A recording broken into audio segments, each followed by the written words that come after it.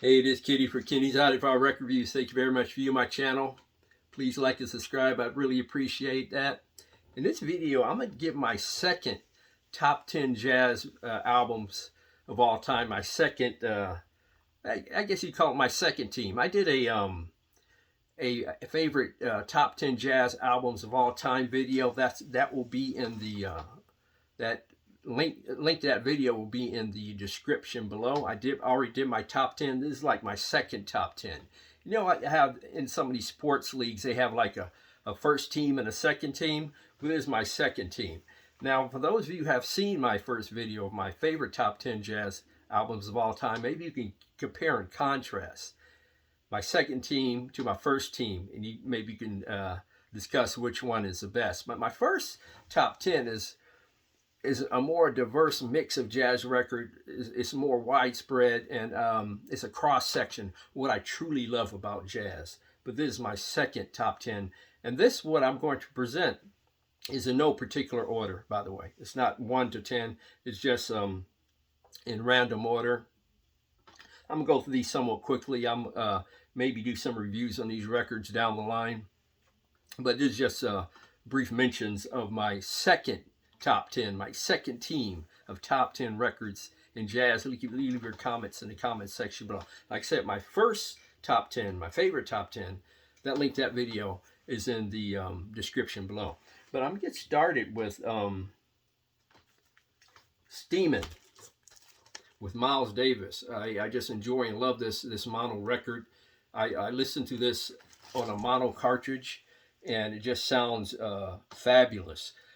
The song Salt Peanuts, which features a drum solo by Philly Joe Jones, is something to behold. It's something you should definitely listen to. The album is Steamin' with the Miles Davis Quintet, and the song is Salt Peanuts. I'm just amazed by Philly Joe Jones' drum solo. It's something I can listen to over and over again. But this makes my second top 10 jazz album list, Steamin' with the Miles Davis Quintet. Another album that every time I look at the cover, every time I hear the title of the album, I think of my father, who was a huge jazz fan. And that is the album by Horace Silver, the fabulous jazz piano player, Horace Silver. Song for My Father. This is a Horace Silver quintet. This particular issue is on Blue Note Classic Records. And I just love this record. I love Horace Silver's piano playing. He was a masterful jazz piano player, and this is one of my favorite jazz albums. Song for My Father, Horace Silver Quintet. Just an amazing, it's a fabulous jazz album. The next one, he's just a piano player extraordinaire. This is the Portrait in Jazz album by Bill Evans. This is my old school copy, my OG copy, not an original, but close to original pressing. This is mono. He was a major contributor with Miles Davis on Kinda Blue. I know that that collaboration, Blue and Green, I don't know if it's a Miles Davis composition or Bill Evans composition, but the song, I think it's called Blue and Green, I believe. And he just plays amazingly on that song on the Kinda Blue album of Miles Davis. But Bill Evans was a very, almost like a romantic type of piano player. He played with a certain sense of beauty and delicacy. He really did. He really just, it just came across in a way that I don't hear from other jazz piano players. I don't. But Bill Evans' Portrait in Jazz is one of my favorite jazz albums. It truly is. And this is an amazing effort by Bill Evans for sure. This is the Kraft Recordings version of the record. I hadn't even opened this and got to it yet to compare it to my OG copy. Another dramatic and dynamic jazz record by Art Blakey and the Jazz Messengers. This is called Moanin'. Art Blakey, the tremendous and fabulous jazz drummer. This is just a great effort. This is a very sometimes intense, sometimes beautiful, just sometimes artful. Art Blakey and the Jazz Messengers, Moanin', one of my all-time favorite jazz records of all time. This is, again, on Blue Note Classic, part of Blue Note Classic series. The next one features an all-star cast. The name of the album is Blues and the Abstract Truth, Oliver Nelson. This includes Bill Evans on piano, who I just mentioned, Roy Haynes, Eric Dolphy, Oliver Nelson, Paul Chambers, Freddie Hubbard. I mean, you can't beat this cast.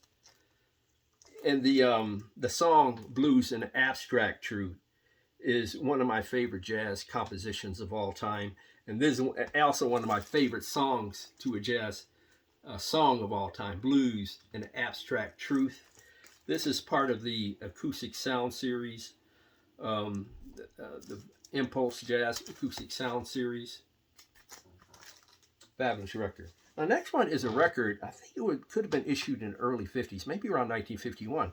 And this record is an old school jazz mono record that when you listen to it, you forget it's a mono record, and it seemed like it at times is trying to stretch out and become a stereo recording.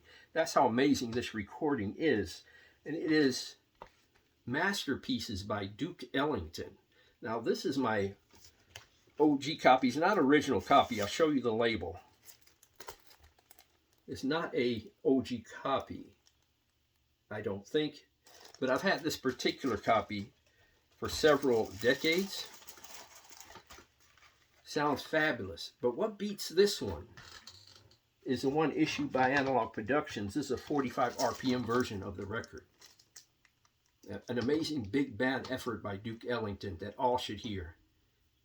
Sorry for the glare, but I'm sure it's available on YouTube. And like I said, for a mono record, it just sounds it's just outstanding. Masterpieces by Duke Ellington. The next one is a free jazz effort by Ornette Coleman. Now this also features an all-star cast. What we have on this record is Ornette Coleman, alto sax, Don Cherry, the great Don Cherry on cornet, Charlie Hayden on bass, and Billy Higgins on drums.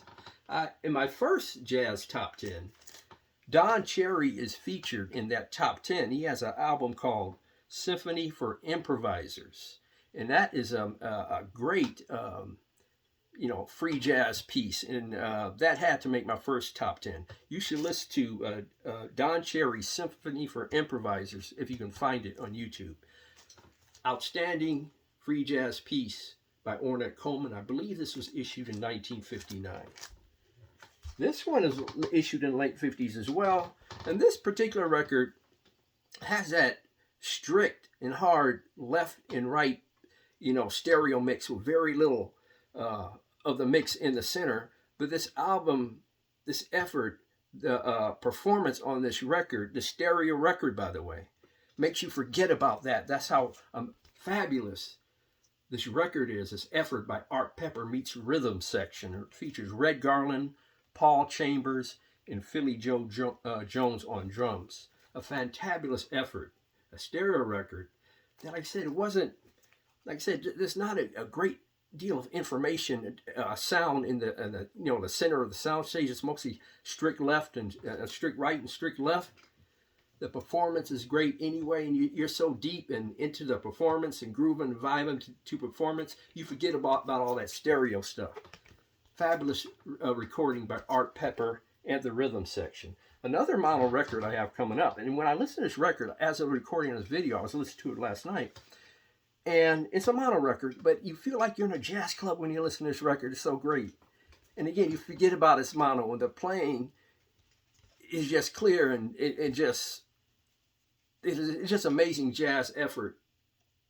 Sonny Rollins, Saxophone Colossus. It is one of the best jazz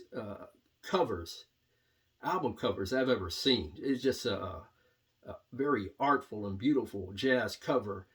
An amazing performance by Sonny Rollins. It features Sonny Rollins tenor sax, Tommy Flanagan piano, Max Roach drums, Doug Watkins bass, and the song You Don't Know What Love Is, to me, is a more outstanding song on this album. Like I said, you have a sense and feel that you're in a jazz club. Like I said, there's a mono record. I paid $3 for this. This is my OG copy. It's not original pressing, I learned, but it's older pressing and it sounds great. But what beats this one, because the one I'm going to show you is much cleaner, is the Analog Productions version of the record. This sounds outstanding. Sonny Rollins, Saxophone Colossus, one of the better jazz albums that you can ever hear. The last one, this album is something else. I'm telling you, it really is actually a title of the same name. Something Else. Julian Cannonball Adderley. Features Miles Davis, Hank Jones, Sam Jones, and Art Blakey. You can't beat that cast either. This is more of a Miles Davis effort than a Cannonball Adderley effort. It's a great collaboration between the two of them. One of the greatest jazz albums ever made. Something Else by Cannonball Adderley. Like I said, this is another one of those records when you play it, you feel like, if your system's set up right, this is a stereo version, by the way, you feel like you're in a jazz club. And I also have this mobile fidelity version of the record that I recently purchased, and this sounds fantabulous as well.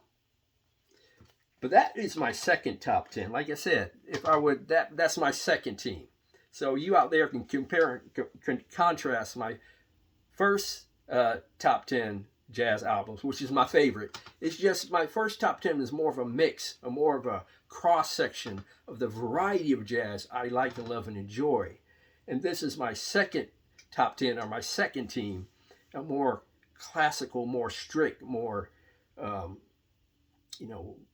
traditional type of jazz set of 10. But if you have some comments, some of your favorite jazz albums, please leave them in the comments section below. I really appreciate it. Like I said, this is my second top 10 jazz albums. My first top 10 video I did in 2023. I'll leave the link to that video in the description below. But please leave your comments in the comments section below. Thank you very much for viewing my video. Please like and subscribe. God bless. Strong love. And please keep the peace worldwide.